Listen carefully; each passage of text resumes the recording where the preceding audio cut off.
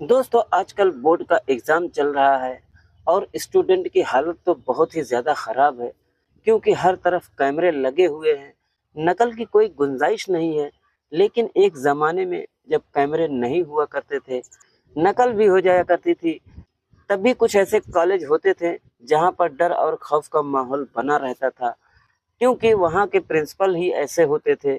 तो ऐसे ही उत्तर प्रदेश में एक इंटर कॉलेज में बोर्ड के पेपर चल रहे थे, लेकिन वहाँ भी स्टूडेंट की हालत बहुत ही ज़्यादा ख़राब थी क्योंकि जो वहाँ के प्रिंसिपल थे, वह बहुत ही सख्त मिजाज के थे, नकल के सख्त खिलाफ थे और वह किसी भी बच्चे को बख्शते नहीं थे।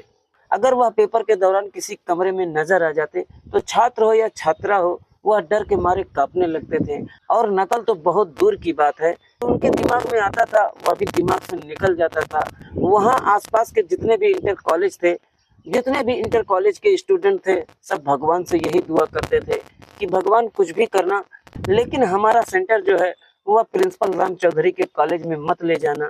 लेकिन दोस्तों एक लड़का जो था, जैसे उसे पता चलता है कि उसका सेंटर उसी कॉलेज में गया हुआ है, वह बहुत ही ज़्यादा खुश हो जाता है क्योंकि वह प्रिंसिपल साहब का दामाद था और वो जो लड़का था वह 12वीं में पढ़ रहा था और पेपर की तैयारी कर रहा था।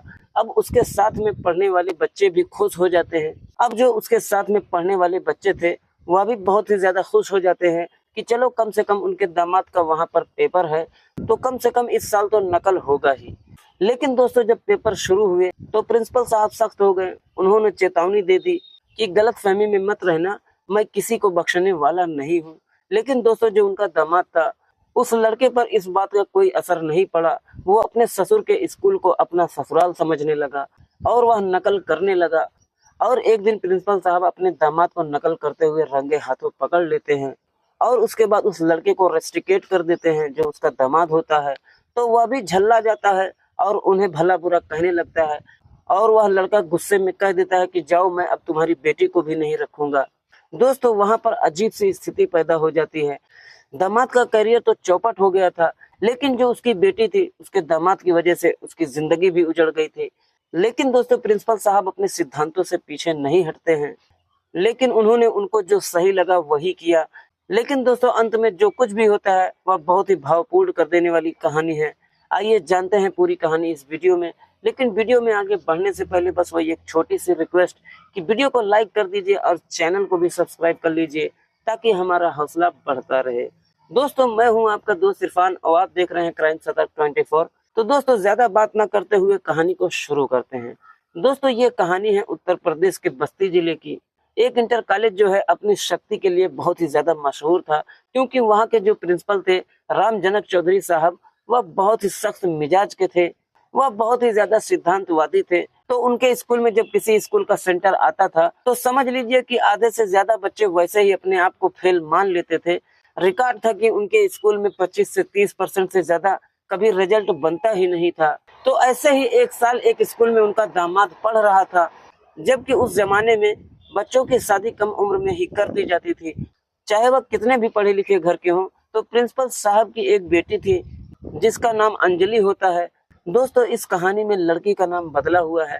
वह 10वीं में पढ़ाई कर रही थी तो उसकी शादी एक लड़के से हो जाती है जिसका नाम सूरज होता है। और जो सूरज होता है वह 11वीं की पढ़ाई कर रहा था। सूरज के जो पिताजी थे वह आर्मी में थे।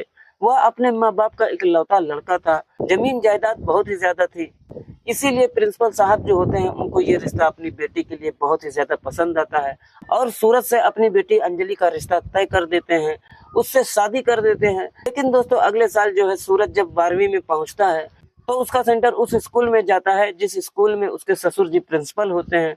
और वह बहुत ही ज्यादा खुश हो जाता है कि मेरे ससुर जी का स्कूल है और अब मुझे डरने की क्या बात है। भले ही वहां पर कितनी सख्ती हो, लेकिन कम से कम मेरा तो पेपर देने में आराम रहेगा। अब तो दोस्तों जैसे ही परीक्षा शुरू होता था, उसके आधे घंटे ही पहले बहुत ही कड़ाई से लड़कों का चेकिंग किया जाता था। तो पैंट तक चेकिंग करने के लिए वहां पर उतरवा दिया जाता था, उनके शर्ट तक उतरवा दिए जाते थे कि कहीं अपने शरीर पर कोई सूत्र या फार्मूला तो नहीं लिख के रखे हैं। यही हाल जो है लड़कियों के साथ भी किया जाता था। एक कमरे में बाकायदा एक लेडीज टीचर उनकी चेकिंग करती थी कि वहां से कोई चीज छुपा कर तो ये लोग नहीं लेकर जा रहे हैं। और जैसे ही कोई लड़का लड़की आपत्तिजनक हालत में पकड़ा जाता था कोई चीज रखे हुए, तो दोस्तों उनकी इतनी पिटाई की जाती थी कि सारे लोग वैसे ही दहशत में आ जाते थे और जो कुछ भी उनको आता था वह भी भूल जाते थे। जरूरत से ज्यादा शक्ति प्रिंसिपल साहब ने रखी हुई थी अपने कॉलेज में। दोस्तों जब सूरज उनके सामने आता था, टीचर्स के सामने आता था, तो सब जानते थे कि यह प्रिंसिपल जी का दामाद है, क्योंकि कॉलेज में शोर मच चुका था, सब जान चुके थे। तो इसीलिए वह उसको देखकर मुस्कुरा देते थे और उसे बिना चेकिंग किए ही वह आगे भेज देते थे। जब एक दो दिन ऐसा हुआ तो वह समझ गया, यार मेरी तो यहाँ पर चलती है, मुझे तो कोई चेक करने वाला ही नहीं है। तो वह दोस्तों फिर चिल्लाना शुरू कर देता है और कम से कम 4-5 पेज फाड़ कर अपनी जेब में रख लेता था और उसके बाद क्लास में चला जाता था और वहां पर वह आराम से लिखता था, छुपा कर लिखता था। टीचर देखते भी थे तो वह मुंह मोड़ लेते थे कि प्रिंसिपल साहब का दामाद है। लेकिन एक दिन प्रिंसिपल साहब जो है अचानक से उस रूम में आ जाते हैं और जैसे ही अपने दामाद के पास जाते हैं, सबके पास जाते हैं, लेकिन वह उसे पकड़ लेते हैं और उसके बाद उसकी कॉपी को ले लेते हैं और उसी कॉपी पर वो लिख देते हैं कि यह नकल करते हुए पकड़ा गया है, यानी कि उसका रेस्टिकेट कर देते हैं। अब आमतौर पर जब बच्चा पकड़ा जाता है तो मिन्नतें करता है, माफी मांगता है, गिड़गिड़ाने लगता है कि सर छोड़ दीजिए, गलती हो गई। यही हाल जो है सूरज का भी होता है, वह भी माफी मांगता है, गिड़गिड़ाता है, लेकिन प्रिंसिपल साहब जो होते हैं, जो उसके ससुर जी होते हैं, उसके ऊपर जरा सा भी तरस नहीं खाते हैं।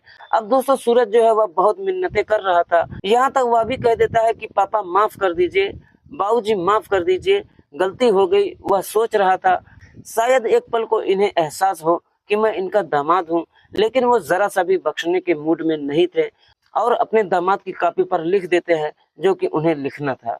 जब वो समझ जाता है कि अब ऐसे सीधी उंगली से घी नहीं निकलेगा, तो एक प्रकार से उन्हें धमकी देने लगता है कि आपने मुझे रस्टिकेट कर दिया है, मैं आपकी बेटी को ही नहीं ले जाऊंगा और उसका गौना कराकर नहीं ले जाऊंगा।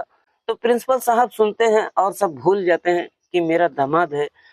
वह उसे गुस्से में 3-4 थप्पड़ भी जड़ देते हैं और उसके बाद वहां से वह चले जाते हैं। दोस्तों उस कमरे में जो 2-3 टीचर थे जो गार्डी कर रहे थे, एक महिला होती है, एक पुरुष होते हैं जो गार्डी कर रहे थे, वह भी ये सब नजारा देखकर सन्न रह जाते हैं। करीब 60 से 70 बच्चे उस कमरे में बैठे हुए थे, सबके अंदर खामोशी छा जाती है और वह जो है वहां से निकल जाते हैं। लेकिन जब बाहर जाते हैं इतने में शोर मच जाता है कि इन्होंने अपने दामाद को रेस्ट्रिकेट कर दिया है।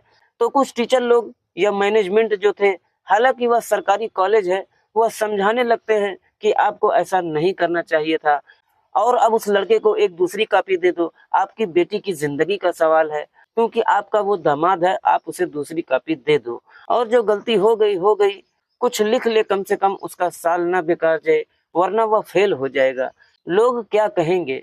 लेकिन दोस्तों वह मानते ही नहीं है, किसी भी टीचर की बात को सुनते ही नहीं है और परीक्षा समाप्त हो जाता है, पेपर उसी हालत में जमा हो जाता है और जो प्रिंसिपल साहब का दामाद था वह रोते बिलखते हुए अपने घर जाता है और अपने घर आकर वह सारी सच्चाई बताता है घर वालों को। उसके पिताजी मौके से मौजूद थे, जो आर्मी से अपने घर पर छुट्टी पे आए हुए थे। जो उसके चाचा ताऊ और जो उसके घर पर जो लोग थे वह भी भड़क जाते हैं कि ऐसा कैसे उन्होंने कर दिया। उन्होंने यहाँ तक भी नहीं सोचा कि उनका रिश्ता क्या है, दामाद को ही रिस्टिकेट कर दिया। अब जब प्रिंसिपल साहब अपने घर पर गए तो वहां पर उन्हें लताड़ मिलने लगी। जो उनकी पत्नी थी, उनके जो भाई थे, उनके पिताजी भी थे, वो लोग जो है उनको डांटने लगे कि तुम इतने सिद्धांतवादी हो, अपनी बेटी की जिंदगी भी नहीं देखे और तुमने दामाद को जो है रिस्टिकेट कर दिया। तुम्हारा तो अब बड़ा ही नाम होगा, तुम्हें बड़ा इनाम मिलेगा, तुम्हें प्रोफेसर बना दिया जाएगा। तमाम चीजें उन्हें कहने लगे, लेकिन उन्होंने कहा कि जो मुझे सही लगा वो मैंने किया। अगर मैं उसे रिस्टिकेट नहीं करता तो उन हजारों स्टूडेंट के साथ अन्याय होता जिन्हें मैं ईमानदारी से परीक्षा दिलवाता आया हूँ, जो कि मेरा कॉलेज में रिकॉर्ड रहा है। फिर उन लोगों ने कहा अगर बेटी को नहीं ले जाएंगे, अंजलि को नहीं ले जाएंगे तो क्या करोगे। दोस्तों इतनी बात को सुनते हुए जो प्रिंसिपल साहब थे वो कहने लगे कि अगर नहीं ले जाएंगे तो नहीं ले जाएंगे, मैं अपनी बेटी अंजलि की शादी कहीं और कर दूंगा। अब दोस्तों जो प्रिंसिपल साहब थे वह अपनी बात पर अड़े रहे और इधर जो है सूरज के जो घर वाले थे, इन्होंने एक गाड़ी बुक किया और उसी शाम को जो है प्रिंसिपल साहब के घर पहुंचते हैं और उनकी बहुत निंदा करने लगते हैं, उनसे नाराजगी जाहिर करते हैं कि आपने ऐसा क्यों किया, आपको थोड़ा सा अपनी बेटी के बारे में सोचना चाहिए था। मेरा लड़का वैसे भी पढ़ने में तेज था, लेकिन चूंकि आप ससुर थे इसीलिए उसने थोड़ा नकल करने की सोच लिया। उसे आप समझा देते, लेकिन उन्होंने एक नहीं माना। उन्होंने कहा कोई बात नहीं, अगर आपको हमारी बेटी नहीं ले जानी है कोई बात नहीं, हम कहीं और शादी कर देंगे, आप लोग जो है यहाँ से जा सकते हैं। दोस्तों वो लोग मुंह लटकाए हुए वहां से चले जाते हैं। और इधर जो है अब जब अगला दिन आया तो जाहिर सी बात है पेपर देने का कोई मतलब नहीं था। सूरज वहीं से परीक्षा छोड़ देता है, क्योंकि वह तो फेल हो ही चुका था। जिस तरीके से उसे रिस्ट्रिकेट कर दिया गया था और उसके बाद जो है उसी अंदाज में पेपर चलता रहा। रिजल्ट आया, इंटर कॉलेज की छुट्टियां पड़ गई, लेकिन उसके बाद प्रिंसिपल साहब की चर्चा होने लगी। बहुत सारे लोग बोलने लगे कि बहुत अच्छा काम उन्होंने किया, कम से कम अपने दामाद को नहीं बख्शा, उन्होंने अपने सिद्धांत के आगे किसी की नहीं सुनी। लेकिन दोस्तों मन ही मन ये भी था उनकी बेटी का क्या होगा। जो उनकी बेटी अंजलि थी वह 11वीं में पढ़ रही थी, इस साल वह 12वीं में पहुंच गई थी। और जो सूरज था उसका तो साल खराब हो गया था, उसे दोबारा 12वीं में पढ़ना पड़ा। और दोस्तों फिर वही एक समय आया जब सूरज का सेंटर फिर उसी स्कूल में गया। और इस बार उनकी जो बेटी अंजलि थी वह भी 12वीं की परीक्षा उसी स्कूल में दे रही थी, क्योंकि जो लड़कियों का सेंटर होता है वह किसी स्कूल में आमतौर से जाता नहीं है। तो उनकी बेटी का जो है सेल्फ सेंटर हो गया था और सूरज का जो है फिर से उसी स्कूल में सेंटर आया। फिर से उसे परीक्षा देना था। अल्फाबेट के हिसाब से दोनों आगे पीछे बैठ जाते हैं। दोनों को एक ही कमरे में बैठना था जिसमें 50 से 60 लड़के बैठे हुए थे। उन्हीं लड़कों के बीच में अंजलि और सूरज दोनों लोग परीक्षा दे रहे थे। लेकिन जब एग्जाम स्टार्ट हुआ तो सूरज ने अंजलि पर नजर डाली और उसके बाद दोनों पेपर दिए। जब छुट्टी हुई, बच्चे कमरे से बाहर निकलने लगे तो अंजलि सूरज के पास आती है और कहती है कि मेरे पापा को माफ कर दीजिए। तभी सूरज कहता है कि कोई बात नहीं, गलती मेरी ही थी, लेकिन उनको ऐसा नहीं करना चाहिए था। और मैं पढ़ने में कोई कमजोर नहीं हूँ, मैं जो है सोच रहा था मेरी थोड़ी और रैंक बेहतर आ जाए, इसीलिए मैं ये काम कर रहा था। लेकिन दोस्तों फिर वह बात ही बात में कहती है कि आप मुझे लेकर नहीं जाओगे। वह कहता है कि वक्त बताएगा, मेरे माता पिता जाने, मैं इसमें क्या कह सकता हूँ। उसके बाद दोस्तों वो लोग कमरे से बाहर निकल जाते हैं और फिर इसी तरीके से एग्जाम चलता रहता है। जैसे छुट्टी होती थी, दोनों जब कमरे के बाहर निकलते थे तो सारे बच्चों से पीछे ये दोनों आ जाते थे और एक दो बातें कर लिया करते थे। दोनों जो है एक दूसरे को निहाल लिया करते थे, कभी कभी जो है एक दूसरे को आंख उठाकर देख लिया करते थे। लेकिन दोनों ही पढ़ने में बहुत ही ज्यादा तेज थे। दोनों लोग जो है दो दो कापियां, तीन तीन कापियां रोज भर देते थे। और इसी बीच में एक आध दिन प्रिंसिपल साहब भी आ जाते थे और जैसे ही कमरे में आते थे सूरज उनको देख करके उनको नमस्ते करता। प्रिंसिपल साहब ने भी सर हिलाकर उसका अभिवादन करते। उसके बाद उसकी कॉपी उठाकर फिर से जांचने की कोशिश करते कि कहीं फिर से तो नकल नहीं कर रहा है। इसके अलावा चेकिंग करने के लिए अपनी बेटी के पास भी जाते हैं। वही व्यवहार उनके साथ भी था जो सारे स्टूडेंट के साथ था, वही जो है रूल अपनी बेटी के साथ भी उन्होंने अपना रखा था। और जो उनकी बेटी अंजलि थी वह भी अपने पापा से बहुत ही ज्यादा डरती थी कि कहीं मुझे ही ना कुछ कह दे कि तुम नकल कर रही हो। लेकिन दोस्तों फिलहाल वो नहीं कर रही थी। ऐसे ऐसे जो है समय बीतता गया, परीक्षा खत्म हो गया। जब लास्ट पेपर आया तो अंजलि ने कहा कि अब कब मिलोगे। सूरज ने कहा कि पता नहीं, ये हमारी आखिरी मुलाकात हो। तो कहती है कि क्या मुझे ले नहीं जाओगे आप। तो कहता है कि मेरा बस चले तो मैं तुम्हें अभी ले चलूं, लेकिन अब जो भी करना है वह मेरे माता पिता करेंगे। इतना सुनते ही जो अंजलि थी उसकी आंखों में आंसू आ जाते हैं और वह सूरज के गले से लग जाती है। सूरज भी लोगों से नजरें बचाकर उसे गले लगा लेता है और उसकी भी आंखों में आंसू आ जाते हैं। और उसके बाद जो है छुट्टियां हो जाती हैं। एग्जाम का रिजल्ट आया, दोनों फर्स्ट डिवीजन पास हुए, जो कि उस जमाने में बहुत ही बड़ी बात थी। फर्स्ट डिवीजन लाना, 75% से ज्यादा दोनों को नंबर मिले थे यूपी बोर्ड में, जो कि बहुत बड़ी बात होती है। दोस्तों उसके बाद वह दोनों ग्रेजुएशन करने के लिए लखनऊ चले जाते हैं। जो अंजलि थी वह बस्ती से एक डिग्री कॉलेज से अपनी डिग्री को कंप्लीट करती है और वह ग्रेजुएशन करने के 3 साल बाद उसकी उम्र जो होती है वह 21 से 22 साल की हो जाती है।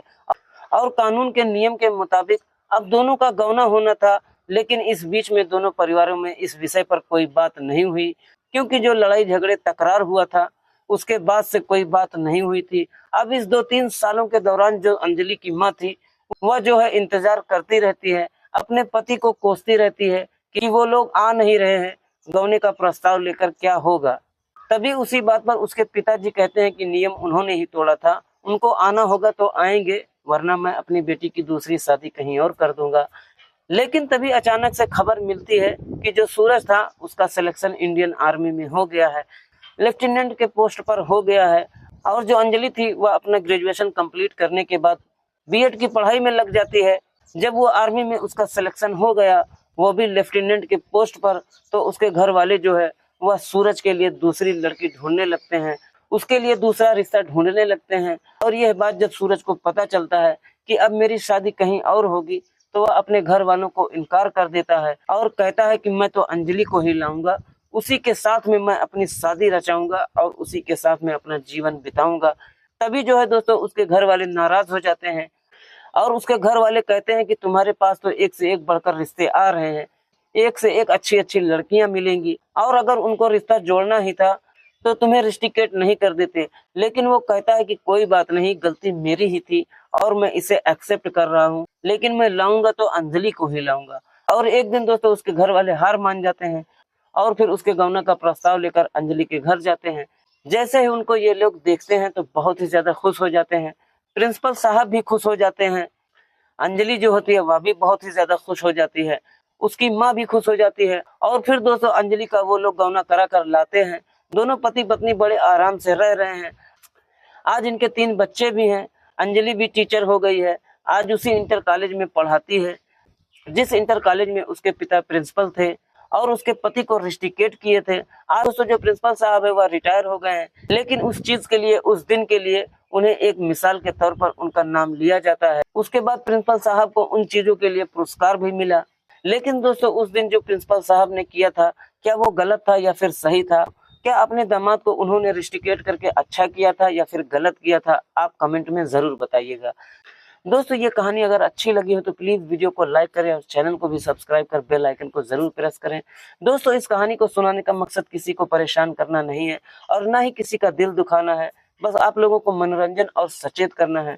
तो दोस्तों ये रही आज की कहानी। मिलते हैं किसी और वीडियो में किसी नई कहानी के साथ। जब तक के लिए आप अपने और अपने परिवार का ख्याल रखिए। जय हिंद, जय भारत।